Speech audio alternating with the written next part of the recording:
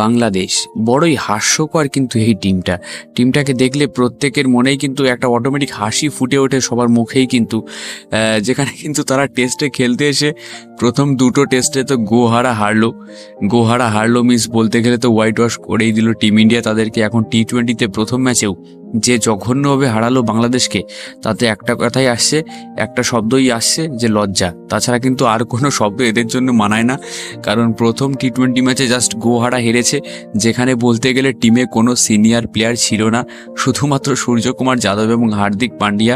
সঙ্গে অন্যদিকে মায়াঙ্ক যাদবের 150 গতির বলেরা চোখ বুজে ফেসই করতে পারছে না, মানে চোখ খুলে ফেসই করতে পারছে না, এতটা ভয় পাচ্ছে। মানে মায়াঙ্ক যাদবকে ফেস করতে গেলে এরা ভাই মানে ভয়তে পুরো কাকুড়ে মিকুড়ে হয়ে যাচ্ছে পুরো।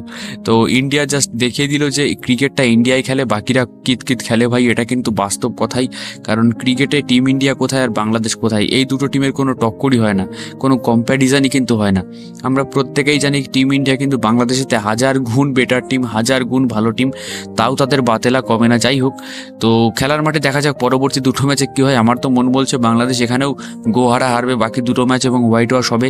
তো তোমাদের কি মনে হয় এই ভিডিওর নিচে কিন্তু অবশ্যই কমেন্টে জানিও। আর ভিডিওটিকে ভালো লাগলে মন থেকে একটি লাইক করে ভিডিও সম্পর্কে ভিডিওর নিচে অবশ্যই কমেন্টে জানিয়ে দিও। ধন্যবাদ, দেখা হচ্ছে পরবর্তী ভিডিওতে।